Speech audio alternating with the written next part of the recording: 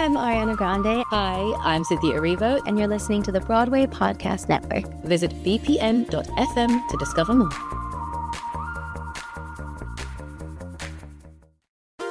There's a cat over here. There's a cat over there. And the wrong one died. And the wrong one died.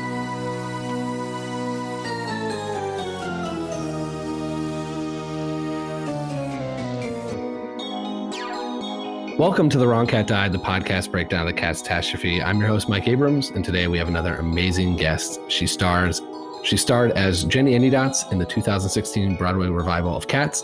Welcome, Sarah M. Jenkins, and thank you for joining me. Thank you for having me. So I always love asking first your history with the musical. So how much did you know about Cats before you decided to take on the tap dancing mother of Jenny? Were you well aware? Did you do it as a production growing up? Did you see it as a kid? Like, where were you on the spectrum? Yeah. Okay, so basically, I had never done a production before, but when I was a kid, I want to say I was probably 11 or 12, and I'm from San Diego, California, and the tour came through, and we went and saw it at the Civic, and I remember sitting there watching it as this, like, probably between 10 and 12. And I had danced since I was, since I could walk. And I remember sitting there seeing it, and I didn't think, oh my God, this is amazing and life-changing. But what I did think was, oh, what I'm doing after school can be a career. So, I mean, somebody should have so like stopped me then moment. and been like, pay more attention to math.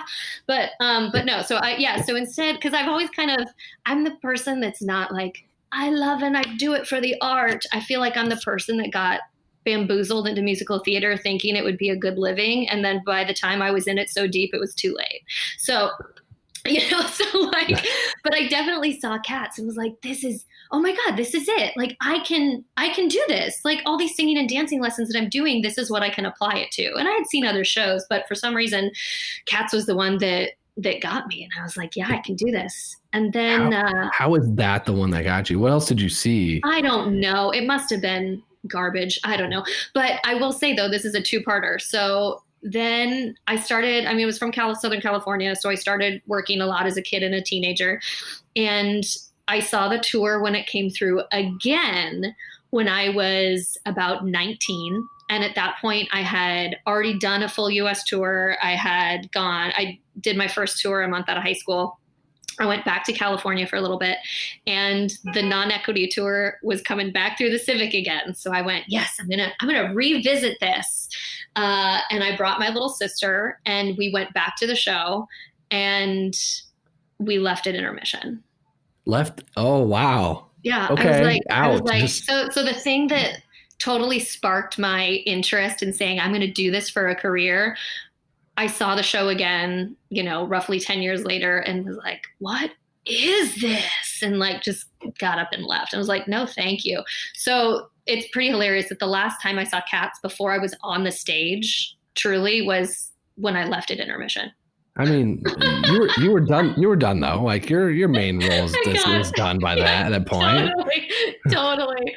Oh my God, so funny. Yeah. So that was it. So inspiration was as a kid. You couldn't even handle watching as a young adult. I totally couldn't, and it was the one with the blow up set too. And I remember just being like, "Are they bouncing around an astro jump? What? Wait, there's a blow up set? Yeah, man. When the tour turned non-equity and Troika took it over back in whenever that was, and the tour went out for a million years. But the way that they downsized the set, it was essentially an astro jump. So they would plug it in these smaller theaters, and the entire set would just blow up. So it wasn't weight bearing. Like you couldn't, the trunk didn't open, and you couldn't climb all over the set. Yeah, it was nuts. So is it basically the equivalent of like a bounce castle? Yeah, 100%. And actually this last tour that went out of our revival used that same blow up set.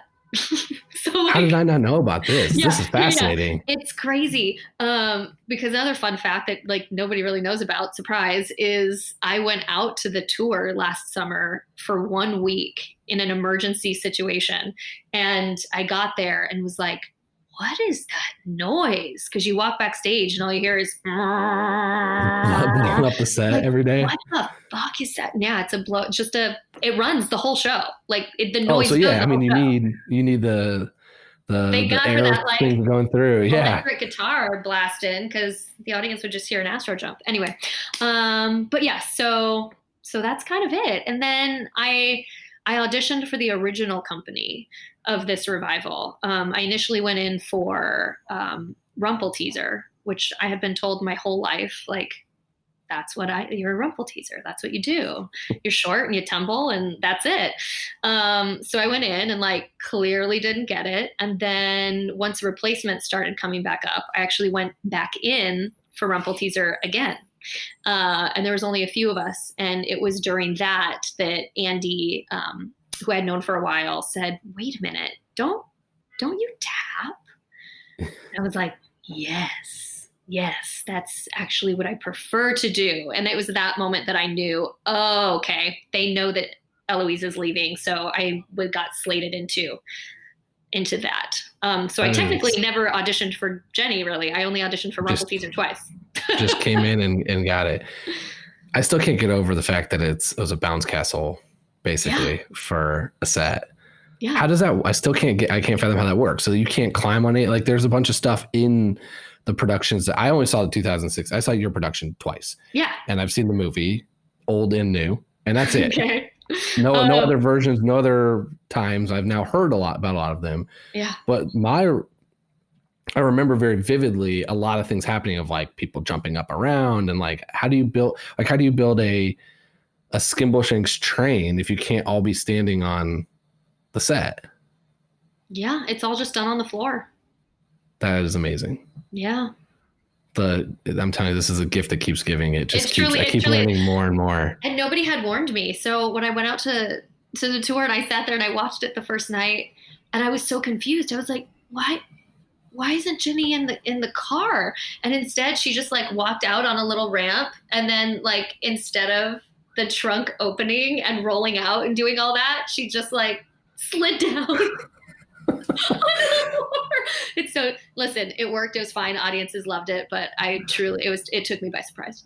Yeah, I guess when you're watching a tour, you're kind of dealing with whatever the nuances of that theater. Like they're not all the same. They don't have the same space. Yeah, exactly. So you kind of expect that.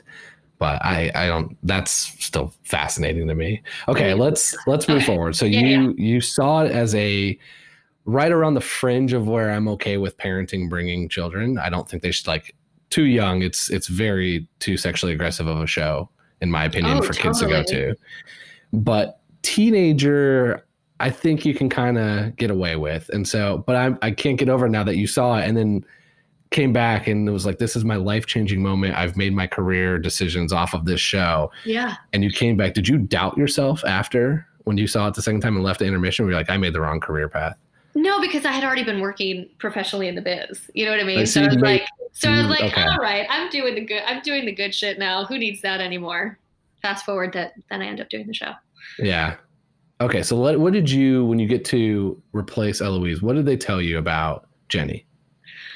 All right. So it's interesting when you replace in a show because you don't get that full, couple month experience of building things with the rest of the cast and doing all that.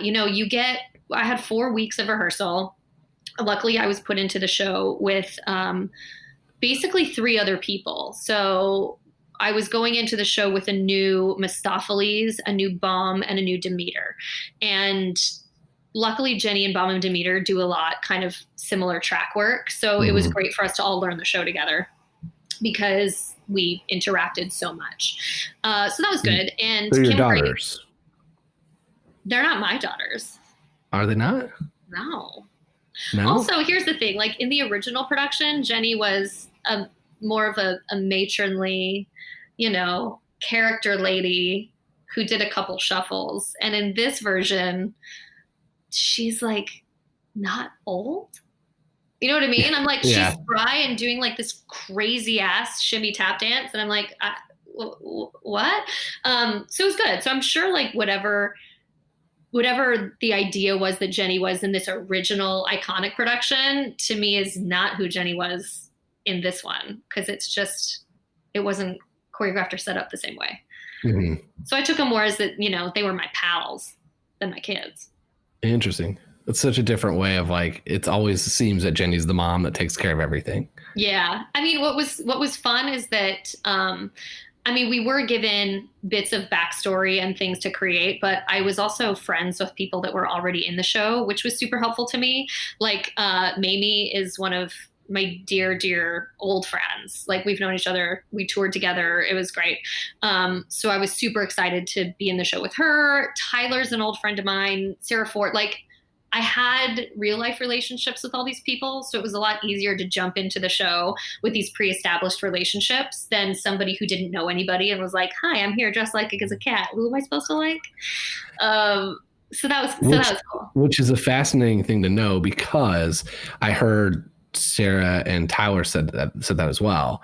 And there are some super fans out there that like, they're not happy if you're very clearly friends with a cat you're not supposed to be friends with that cat. Like there's some traditionalists that's like, no, you shouldn't be, you're supposed to not like them, or that's supposed to be a rival, It's so funny. It is fascinating to me.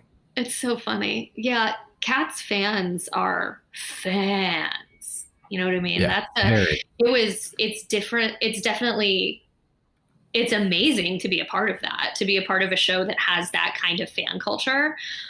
But I mean, I'm not going to lie. Like, I opened the show as being one of the cats that goes through the audience. So I started in the basement of the Neil Simon, and the ones that started down in the basement were, so they'd call places and most people would go to their sides of the stage. And then there was a group of maybe 5 or 6 of us that used to have to go all the way down underneath the theater and hang out in this dirty, like probably body filled basement and wait till the audience went to their seats, and then would get released into the lobby downstairs and just get to hang out there until our entrance for the whole overture and stuff. And I mean, that group of people was Jenny and Tugger and Jelly and Bomb and Mungojerrie. I mean, basically it was all a group of us that were all friends. So we would just goof off and hang out down there. But so I had to enter through the audience, and going through the audience to enter in person is much different than starting the show on stage and being able to survey the audience. You know what I mean? Because It's dark and you start to sing and you're going through the aisle with my sole purpose being to scare children, first and foremost. Who can I find that looks like they're under 10 that I can try to make scream during this opening number? And then second, like, you're scoping out who is there. And sometimes people would come in full costume dressed up.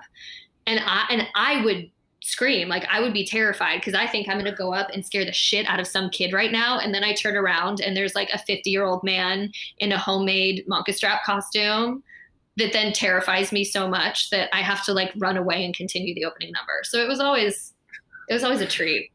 This is again fascinating to me that like, one, we have to use a bounce castle for a set, but also there's no way in these theaters to get you to the entrance besides like going through the like crawl space below the theater. Like, how's that a thing? Like, there's no way, there's no like side door. Like, how's that the only way to get you there?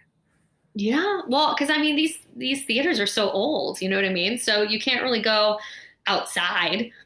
So it's just crawling your way, walking down to the boiler room. Started the show in the boiler room. Under the seats, come back out. Yeah. Did you have any, because again, that was the other thing, is I was not on the aisle when I saw it the first time. I was very glad I wasn't, because I would have been the person you scared and not been happy about it. Oh, totally. But did you ever have any experiences? I think Tyler was the one who mentioned he got hit. He got punched by a kid.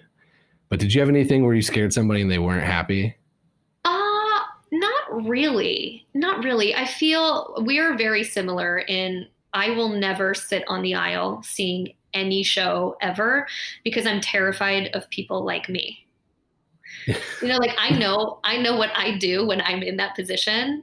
And when I'm an audience member, I would be terrified to encounter me as a performer. So that being said, nothing ever got too crazy or aggressive for me. I mean, there was a moment in the show, one of my favorite moments is after Tugger, because Jenny and Tugger have a real complicated relationship. Mm-hmm. And when I went into the show, Tyler and I got super excited. And there's a moment after his number where he would go down into the audience and take the photo, like the Tugger photo. And you'd always kind of either sit in an empty seat or, you know, grab somebody up from the audience. And Jenny's job was to run down there and kind of scold him and try to get people away from him and kind of have this little fight. Well, there were a couple weeks there where, I don't remember, maybe it was a few shows in a row where we just couldn't get any of the audience to interact with us. So we started putting on our own just 3-act play in the aisles. And we talked about it afterwards and went, I mean, we're going to get a note. Like, somebody's going to say something. Mike, nobody ever said anything. So the problem is when you have people like me and Tyler and you don't tell us not to do something, we're just going to not only keep doing it, but it's going to keep growing.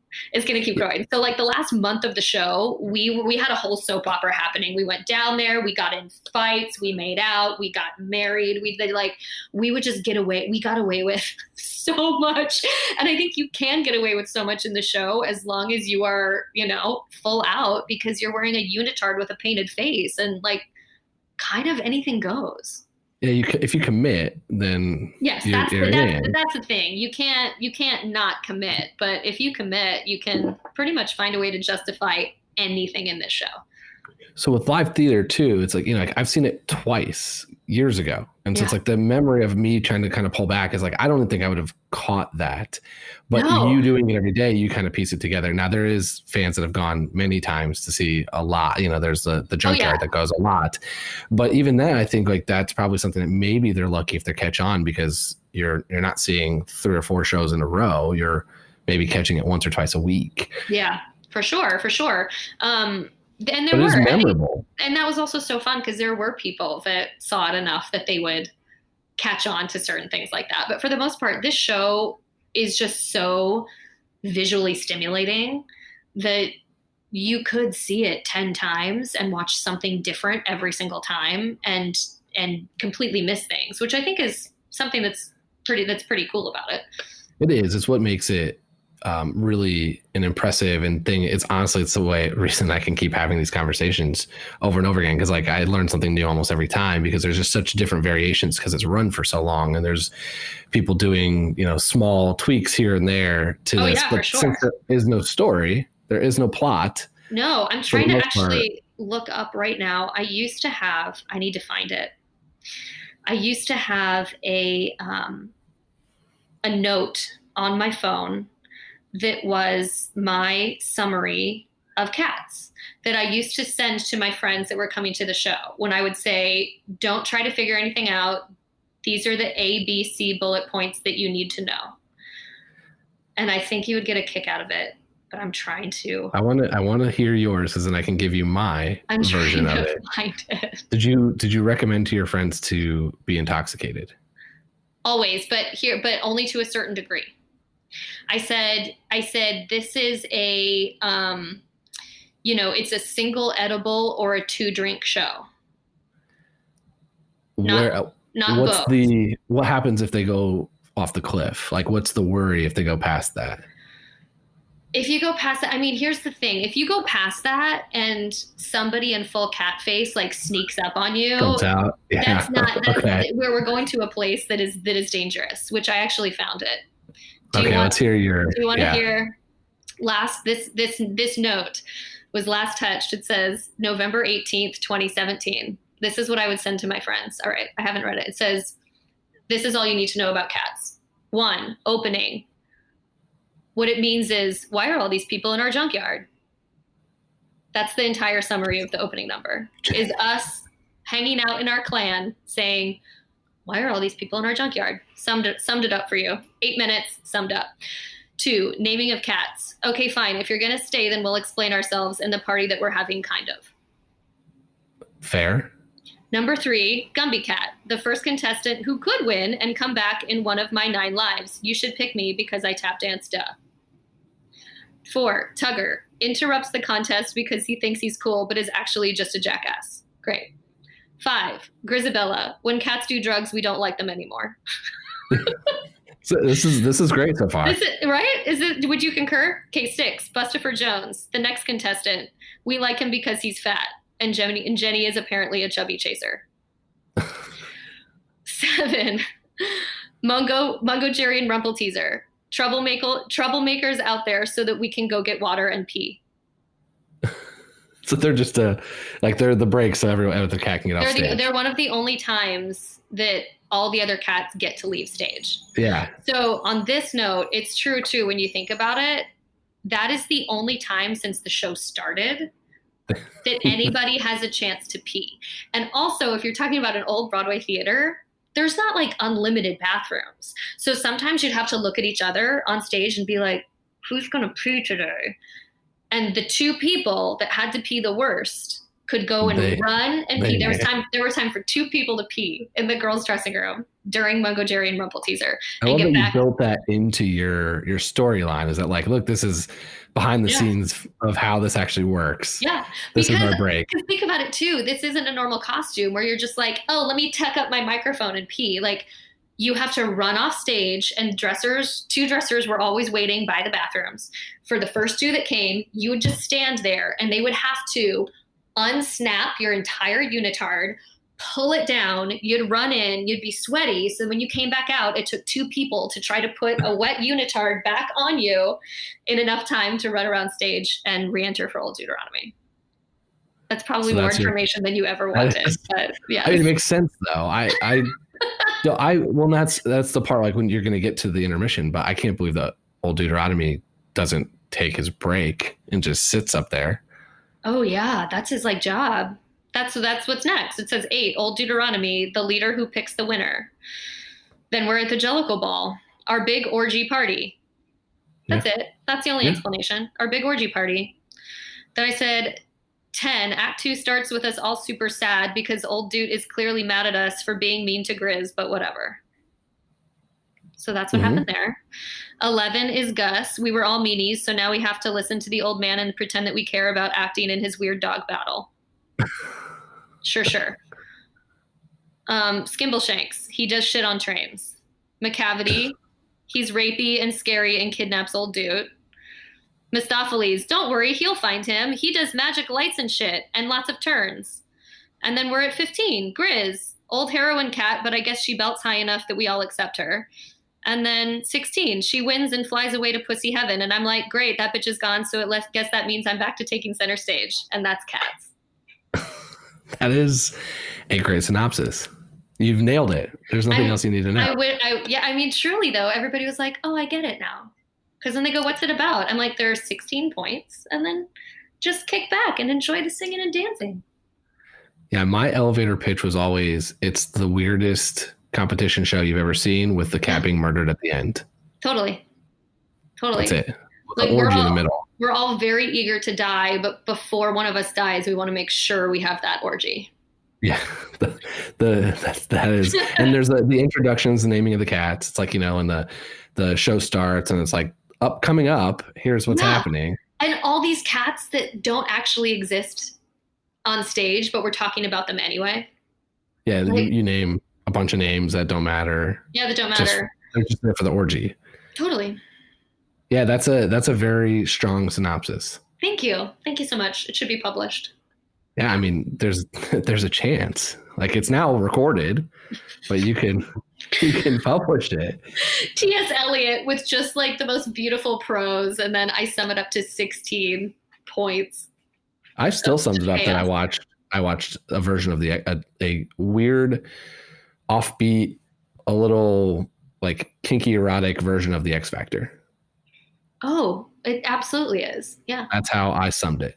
Yeah. With a judge, with a couple, young characters performing, a couple old characters performing, the weird kind of like throwback to last season is the orgy of like, oh, here's kind of all the other people. Like that was it. And then and then one belter wins and we move on. It's true. It's true. Oh my God. It's so funny. And the only reason I knew that is because I saw Leona Lewis the first time. And I think that's the only reason I pieced that together. I don't think there's any other reason. I would have probably walked out just being like, happily enjoyed watching people sing and dance, not piecing any storyline, having no idea what I witnessed. But it was probably around your number or Tugger's number when I started to be like, it's just cat after cat after cat after cat. I'm like, it's a competition. It's Star Search. Yeah, for sure. Yeah. So that's my frame of reference. And that's how I've come up with all of my synopsis of it. No other real reason, which is why whenever I talk to people from your cast who give me very thoughtful, cerebral, like the redemption story. See, I'm glad you said that Grisabella was on heroin, because that's kind of what I thought. Fully. Well, the only backstory, I mean, there were certainly backstories that we were given. And then as it happened, like they kept developing, which is why I think too, it's fun because it would be different based on who was on stage that night too. You know what I mean? Like if somebody was on for a certain cat, but you had a relationship with that actual person, or the way that person was in that role could be totally different from the way that I interacted with a bum on a different night. Yeah. And it's 40 years of doing this. Like there's different versions of like different cats' names. They've replaced some, they've changed some. Tugger was a rapping street cat one time in London. Oh yes, I heard about that. Yeah, like there's a lot to it. There's a Gilbert, that was my favorite I found in Japan. Who knew? It's like a samurai cat essentially. It seems like a little culturally insensitive, but it was, when I read about it, there was a scene that I don't think existed in the US at all that they added to a production overseas. All right. Well, there was that.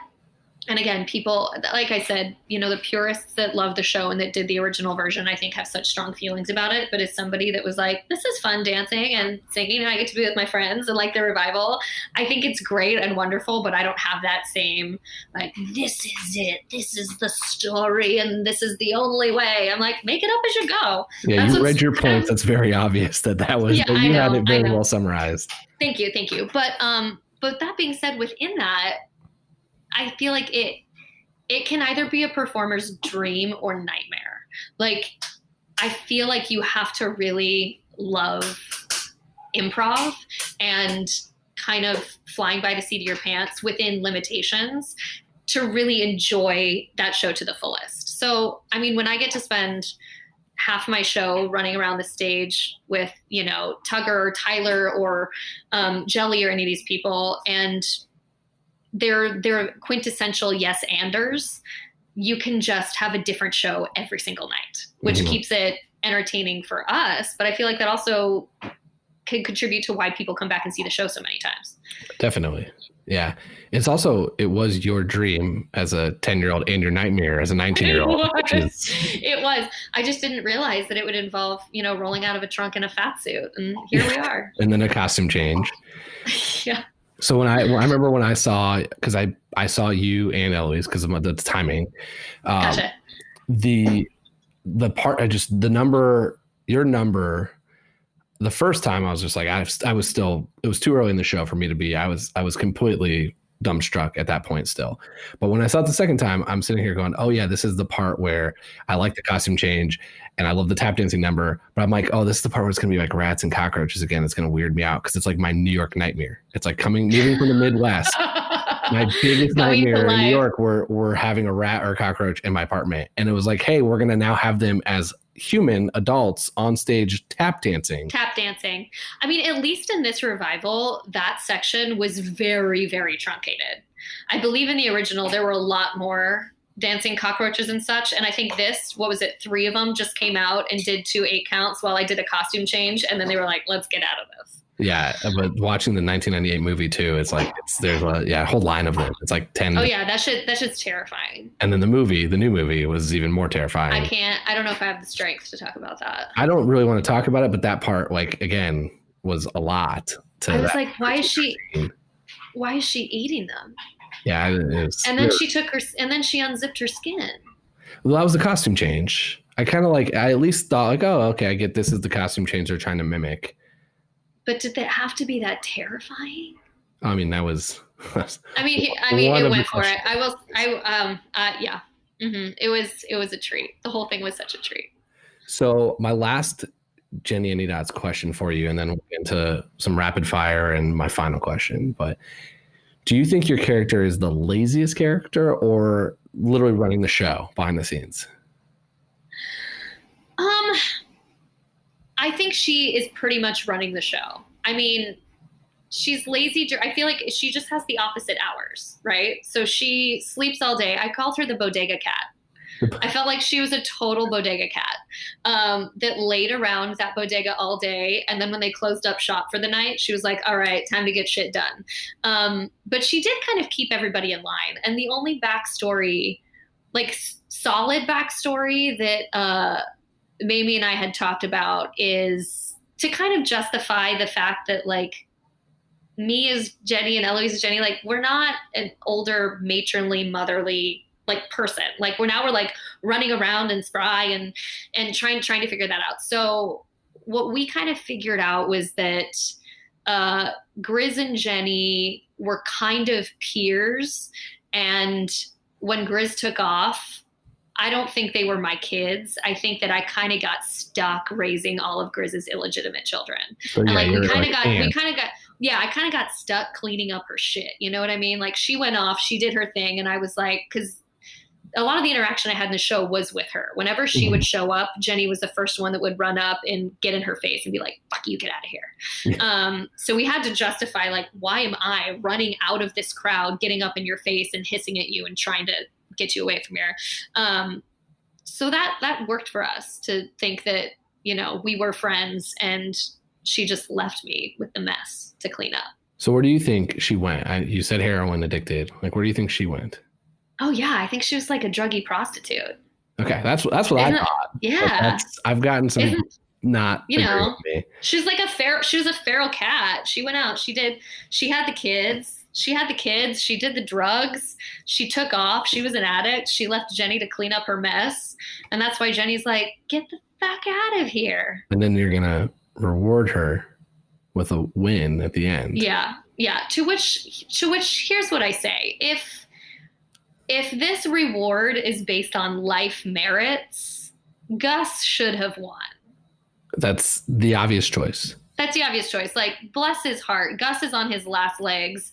That bitch ain't being reborn again. He's either like turning to dust or he's, you know, getting his ninth life. But if it's a talent show, I mean, she belted the highest. And Jenny's like, I mean, whatever. I'll be back next year when that bitch is gone and I'll probably win then. You know what I mean? Like, Jenny's got a lot of lives left ahead of her. Tugger's got a lot of lives left to him. You know, Grizz belted the highest. If America's voting as if it's a competition show, do you think she gets the win? She does, because I think she's in the sweet spot at the end. So you think that they're going to play up the redemption story. Moms at home are going to vote for her because she's, you know, found her way and is now 100%. Taking care of her children. And we all know that it's about placement, right? It's about placement when you get to these things. Yep. You want to have a strong opener, which is Jenny. Then you want to have a strong finish. And what's the last thing in people's minds when they pick up their phones to vote? The last thing that they saw. You put the high belter at the end. So like, I can't fault her for winning because we were all tired. We had performed 2.5 hours ago. Nobody remembers Jenny's tap dance from 2.5 hours ago. You're going to vote for the, you know, bitch that scrolted to the back of the house. That's fair. That is the redemption story argument is for her. I still think you combine Tugger and Mistopheles. So they can go live in gay kitty heaven together. Together. Bert and Ernie up to the Heaviside Layer. It's a joint competition. You know, if it's a competition show like the X Factor, they're going to always take some solos and make them a group. It's how we got One Direction, how we got Fifth Harmony. That's my vote. It's true. That's but is the Heaviside Layer an actual place? Because I used to think that it was, you know, it's code for you get your next life. Like we say you get reborn into the next Jellicle life. So if you take Misto and Tugger, who's to say that they're going to be reborn back together? Like that could be the end of the romance. That's true. That is very true. And there is the argument that it's actually just a place in the Winter Garden Theater, in the like the attic, essentially. Like that if we go up there, there's just going to be a place. a party happening. Yeah. That is one of the other arguments. Okay, so you're Team Gus. I'm team, if we're talking about real, the cat's life and what they've contributed, and if we want to give somebody another chance to be reborn, it should totally be Gus. If we're going on, American Idol style, who belted the highest and who's the freshest in your mind, like the audience is going to vote for Grizz, even though it probably shouldn't be her. But to be fair, we used to play a game at the end of the show because we were so tired, called Can I Hold My Breath for as long as Mamie holds the note? No. No, the answer is no. Like we were so dead at that point. I remember sitting on that car trunk with, Skimble, whoever was playing Skimble that night. And we'd turn up stage and be like, oh my God, here we go. And we were so out of breath that we're like, no, give up. Can't do it. I can't even sit here and hold my breath for as long as she's sustaining this phrase. Yeah, it is incredibly impressive. And it was fun to talk to her about, just in general, about her take on the show, because it was the first Grizabella I got to kind of argue with. But then I did get to see her the second time I performed, or I went to see the performance, and it was just like incredible to watch her do that. And then to think, like, I also love that most people know of that for the people that didn't get a chance to go see her because of the Macy's Day Parade. Absolutely. I'm so glad that clip can just live on forever, because I feel like it's the Grizz standard that everyone will be held to. You know what I mean? You're like, well, do you sound like that? Which is the fact that it's also the Macy's Day Parade is like kind of hilarious, because it's such a different experience. And then it's also like, oh, it's cats, just some cats roaming around here. Just cats walking around 34th Street. No big deal. Yeah. Which ironically is pretty much what 34th Street looks like now. Yeah. That's so sad. Just a junkyard. Yeah. So we've covered my main question. So let's do some rapid fire. Great. So if you weren't Jennyanydots, and who would you want to play? What other cat would you want to play? Ooh. I think I'd like to play Rumpleteazer. Just because I spent my whole life being told that that's what I should do and then never got the chance to do it. I think it's fun. It's a great, I mean, it'd be super fun. That is the main thing I remember from the first time I saw it, is I could not get that song stuck out of my head. Yeah, it's wild. I was singing it the whole time out of the theater. I saw a matinee, so I'm like on my way home, like thinking about that, and that was it. And then it's, as I got home, I'm like, what did I just watch? And that's when it all kind of like hit me. And then you continued asking yourself that question.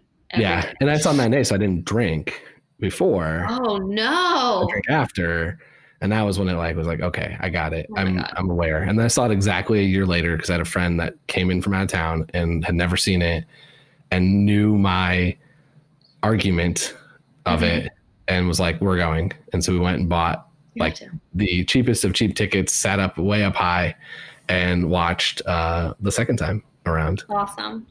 I do feel like I have a two-part answer for that, though. I feel like that was a very logical response that I gave you. I gave you a very performer response, which is like, what is the other thing I could logically do in the show? Which is that if I had a fantasy role, it would be Bomb Ballerina. So why is that a fantasy role? Not in your... Just because I'm like 5'2" and look like an eternal child, and I will never in my entire life be the tall, sexy girl. It's not like I will never in my entire life look like a woman that should play Bomb. Like it's that like leggy, rockette, sexy, tall woman, and that's not in my cards. But I think it would be damn fun. So I've asked a lot of people this question, and I have wondered if everyone's mind immediately goes to what you said, what you could do. Like, this would be the one I'd be good at, or another like role I could do, versus like for me, who can't do any of them. I'm like, which one is super fun to be? It's more of just like, I don't think about it at all, because I can't sing, I can't dance. I couldn't. Of course. Stuff. What would your choice be? Oh, I think I think it would be super fun, like for me, again, because I can't do all of it, to do Bustifer. Oh, But fully. then you can't, but then I learned, like, then you got to be Peter and Gus. And I don't think, like, I would not be a good Gus. So I don't know. You just want to like show up and be Bustifer and then peace out. Yeah. Just sit there with their like spoon pimp cane and walk around just jovial and then leave. Old Deuteronomy is an interesting one too. But then when I saw that he sat on stage during intermission, I'm like, nope, no way. That suit is hot too. Well, it's the same thing you mentioned. Ice pack vests. Yeah. Like when you go to the bathroom, when you get your break, get your water. I'm like, I guess he's not on at all times, but I was like, I feel like intermission is the time when the crowd does that. I was like, how's he giving this up? Yeah. But then again, he does that into the top of Act 2, and then he gets to take another break. You know what I mean? So he does, I feel like he gets kind of like Grizz, like he gets a big chunk. And he has giant breaks on the other side, as opposed to the rest of the cats that are on stage from the downbeat to the finale and then only have intermission and like Mungo to run pee. Yeah. Well, and that's the part, like if I was my like first time thinking about it, I was like, it was Mungojerrie because I thought that whole number, but I couldn't do any of that. Like singing anything. In fantasy land, though, you can do anything. So that's good for the second question. What is your favorite song? And I'm going to eliminate your own song. So take yours out of it. That's fine. Eliminate my song. My favorite song? Oh, it has to be McCavity. That's mine too. And it was Mungojerrie and Rumpleteazer until I started researching all this stuff and I started listening to these more frequently. And I'm like, oh, this is by far the best song is McCavity. McCavity? Oh, it's so good. It's so good. It's like, it's sexy. It's rich. I loved it. That was also one of the ones that I didn't have to, a number that I didn't have to dance. I only got to sing. So I kind of lived for that too. Yeah, it's a song that's now most stuck in my head most frequently. Oh, for sure. For sure. I also don't love, this is going to sound terrible, I don't love to listen to musical theater. Like I like to do it a lot. I love to sing and dance and be on stage, but I'm never going to sit at home and say, you know what? I think I'm going to listen to some Andrew Lloyd Webber. Like not on your life. Never. I'm definitely the same way. Are you? It's very clear I'm an outsider. I spend more time watching sports than I showed you like what's behind me. Yeah, like yeah. I spend more time watching the NBA and NHL playoffs than in golf than I do watching musical theater. But being in New York and being there, it's fun to go. I love going, but I never listened to a cast album before. After occasionally I'll listen to like one or two songs I've like loved out of it, but it's like I very rarely listen from start to finish. The only reason I've even done that now is it's my writing brain power. As like when I did the initial episodes where I was breaking down the characters, I would pull up the YouTube clip and watch the number. Like, and that was how I'd like start with it, which is the 1998 movie. They're just on YouTube. And so I would watch that number and then I'd be like, oh yeah, that kind of got stuck in my head. And then that was why like I started to learn so many songs. But if you ask me about things like the naming of the cast, the joke ball, any ones where it wasn't a character I broke down, I'm like, I don't know a lot about it. I couldn't tell you any of the words from it. Like I've listened to it probably 5 times in my life because I listened to the ones as like research. Of course. Yeah, sure. Research. Yeah. I also realized when I was learning the show that something that I had completely forgotten was I had to memorize the naming of cats in the 8th grade. Really? Like for my English lit class. Yeah. I went to this like crazy Catholic private school and we used to have to do a lot of like speech memorization. And it wasn't until I was in rehearsal for the show that I was realizing that I already knew it. And it just had been retained in my brain because 8th grade Sarah had to stand up in front of the class and we all did one at a time, had to recite the naming of cats. Most schools do like the Gettysburg Address and you did we the had name. To do that too. I can still do all the presidents in order. Like we had to do all of that we stuff. Need the states in order in a song. I still know the states alphabetically, but I still can't sing it. I just know it. But that's okay. So all right, I'm on board. Okay, so we did favorite song. Who's your favorite and least favorite cat? Not actor. Take the actors out of it. Just the cat. Favorite cat. I think Tugger's a really fun cat. It would be between Tugger and Mistopheles. I love the magic element that Misto can just like show up and do a bunch of turns and make shit explode. I think that's super cool. I also think that Tugger is a really fun cat because he can get away with whatever he wants, and I think that's really fun. Least favorite cat. I mean, honestly, if I didn't play it, I think my least favorite would be Jenny. That's so terrible. That's so terrible. Well, I know, right? No, but I loved it and I had a lot of fun with it. But example, like in the original production, hands down would skip over that number. Hands down. I'm like, the cockroaches and the shuffle ball changed and it was like bland and not exciting. So that would be a pass. That would be a yay for the revival, a pass for the original. That is okay. That's a very controversial answer. Might be some people that don't agree with you there. I said Peter. Oh, I'm sure. My answer is still Peter. Who's Peter? Peter is Christopher Gurr in the beginning. Oh, yes. Okay. The most worthless character ever created. But like all these cats that we just say names and they don't actually exist. Like, do those even count? I mean, they're in the orgy. No, Peter's not in the orgy. Peter's not in the orgy, but he's in the opening number. Little old Gus is in the orgy. 100% is laying around in the back during the orgy. I know this to be true because I can picture glancing over and seeing him in this orgy on stage left as I was orgying on stage right. And I would orgy with, gay Uncle Skimble Shakes. So as we would be doing our thing, we had to orgy right in front of old Deuteronomy. I wonder why you stuck to calling it we're orgying the whole time here was the whole explanation. Well, that totally it is. Specifically this section, though. That literally, it's like the sexy time dance, the orgy. And we're literally rolling around on the ground. Like there's nothing else to call it. And you'd be like, what are we doing? And I remember as we would, be slowly slithering around, sometimes like body rolling down the stage on each other, trying not to laugh. I'm sounding really professional right now.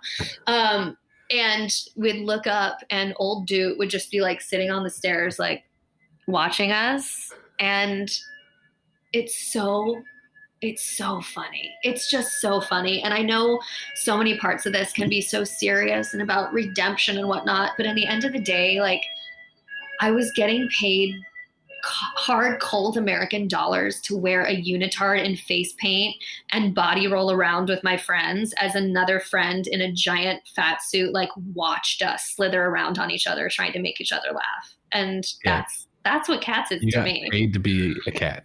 Yeah. Like that shit's really funny, guys. It's funny. Yeah. And that's what that's why this is a parody, is because I find it funny.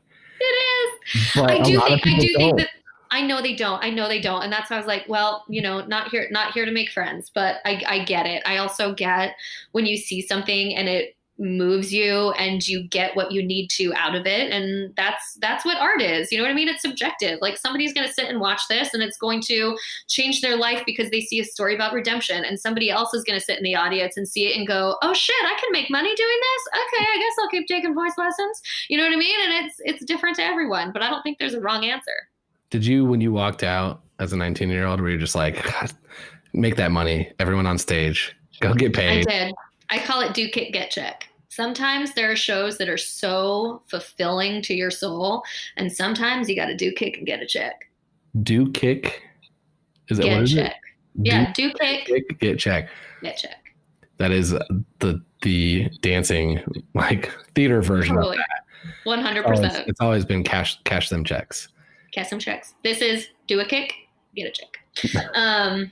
But yeah, I think that is to say, but this was that whole experience of doing it was it was an artistic fulfillment, not because of, like I said earlier, not because of what the weight of the story that it brought to my own life, but simply because I had so much freedom on stage. And that's so rare, especially in modern day musical theater where you have these, associate directors and choreographers and people that are maintaining shows. And they're like, you were half an inch off of your number. You have to say the line this way, and you have to keep everything so in line and in this box. That show was so much freedom. It was the hardest thing I've ever done and the most fun thing I've ever done all in the same package. But it should be that way, because it's not like there are plenty of other shows where things have to kind of move in the right step at the right time for the story to progress. And it's like, if you miss the cue, something is like off on the story, but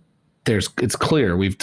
You gave your 15-point version. I gave my 1 hour long X Factor version. Like everyone's got a very random way that they interpret the musical, so you can have a little bit more fun and have a little bit of that freedom, because there's just a couple core things that have to happen, and the rest is kind of like it is. Of course. And especially in this revival, I thought the sound and the lighting were so excellent. Like, it was such a visual feast to be able to sit there, and it directed your eye exactly where it was supposed to.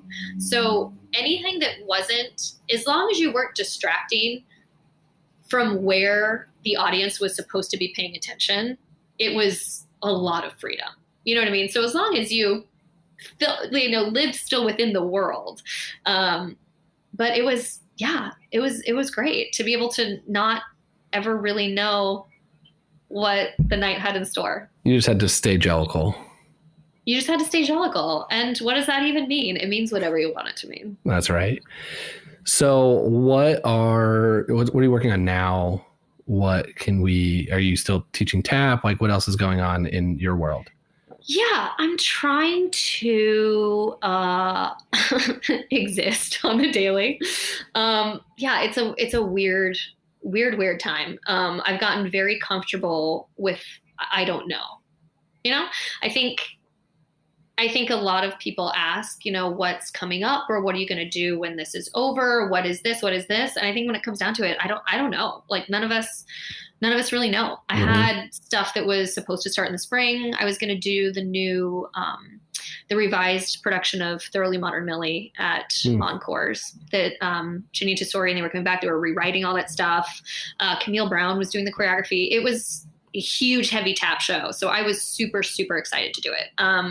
I think that it might, again, because they put so much work into redoing it, that it might resurface at some point. But yeah, I don't know. So until then, I'm teaching it's really fun. Once a week, I teach a beginning adult tap class in my apartment on Zoom, which I started doing when I was at my parents' in California, because so many people that aren't necessarily inherent dancers, or that didn't really ever specialize in tap, because that's a different specialty, that we discovered that people like to just make jingle noises with their feet, and tapping to classic jazz music makes people happy. And so we're like, no experience necessary. Put on a pair of Converse and tap around in your kitchen. And we do it once a week, and it's super fun. It makes people happy. And yeah, I teach privates, and just kind of walk my dogs. And that's about it. So how can we find you on social media? That's the other big important question. Oh my gosh, so important. To see all those photos of just my dogs. It is Sarah, SARAHM Jenkins at all the places. Instagram and Twitter. I don't really use that. I don't have a Facebook. Easy enough. Yeah. Easy enough. Because why? So thank you so much for being on and being an amazing guest, and having you taught me something I didn't know about I'm going to keep calling it the Bounce Castle set. Yeah. It's fascinating. Yeah. And I loved your 15-point summary. Like, that's thank you. Such a better version than most of what I've heard. So thank you so much for being a great guest. Thanks for having me.